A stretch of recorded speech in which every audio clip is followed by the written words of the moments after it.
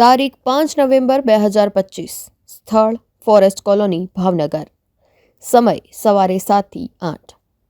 ભાવનગરમાં આવેલા કાચના તળાવ સામે આવેલી ફોરેસ્ટ કોલોનીની પાસે 6 નવેમ્બરે થોડી ચહેલ પહેલ હતી. આમ તો આ વાવરૂ જેવી જગ્યામાં ખાસ કોઈ અવરજવર જોવા મળતી નથી, પરંતુ એ દિવસે ત્યાં અચાનક માટીના ડમ્પર આવે છે.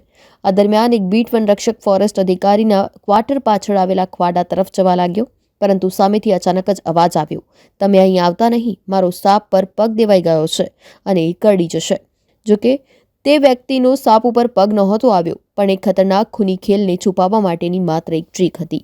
5 નવેમ્બર 2025ની સવાર હતી. હજુ તો સૂરજ દાદા ઉગી રહ્યા હતા અને ફોરેસ્ટ કોલોનીમાં શાંતિ છવાયેલી હતી અને ઘણા લોકો ઊંઘમાં હતા. બરાબર આ જ સમયે ફોરેસ્ટ વિભાગના સ્ટાફ ક્વાર્ટરમાં એક ખતરનાક ષડયંત્રને અંજામ આપવાની તૈયારીઓ થઈ રહી હતી.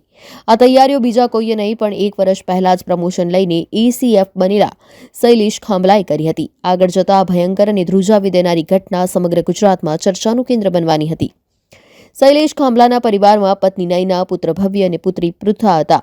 જોકે તેઓ સુરતમાં રહેતા હતા, પરંતુ બાળકો અને પત્ની દિવાળી વેકેશનમાં 27 ઓક્ટોબરના રોજ ભાવનગર ખાતે આવ્યા હતા. શૈલેષ ઘરમાં જેવી પત્ની અને સંતાનોની એન્ટ્રી થઈ તે સાથે જ નયના અને શૈલેષ વચ્ચે ઝઘડાઓ થવા લાગ્યા. 4 દિવસ સુધી દંપતી વચ્ચે ખૂબ માથાકૂટો ચાલી, જેથી શૈલેષમાં છુપાયેલો એક શૈતાનનો જન્મ થઈ ગયો. 5 નવેમ્બરની સવારે બંને પતિ પત્ની બેડમાં સૂતા હતા ત્યારે લગભગ સવારના 7 વાગ્યા હતા. આ સમયે બંને વચ્ચે ઉગ્ર ઝઘડો થયો અને આ ઝઘડો એટલી હદે વધ્યો કે તેના બેડ પર પડેલો તકિયો લઈ શૈલેષે પત્ની નયનાનું મોઢું દબાવી દીધું. થોડી જ વારમાં નયના નિશ્ચેતન થઈ બેડ ઉપર કાયમી માટે ઊંઘી ગઈ. ત્યારબાદ અલગ રૂમમાં ઊંઘી રહેતા તેના પુત્ર અને પુત્રીના રૂમમાં પહોંચ્યો. શૈલેષ પર હેવાન સવાર થઈ ગયો. તે કંઈ પણ વિચાર કરવાની ક્ષમતા ગુમાવી ચૂક્યો હતો. તેને રૂમમાં જઈ પહેલા પુત્ર ભવ્યનું મોં તકિયાથી દબાવી દીધું ને પછી દીકરી પૃથાનું પણ એ જ રીતે જીવ લઈ લીધો અને આવી રીતે તેને ત્રણેય મોતને અંજામ આપ્યા.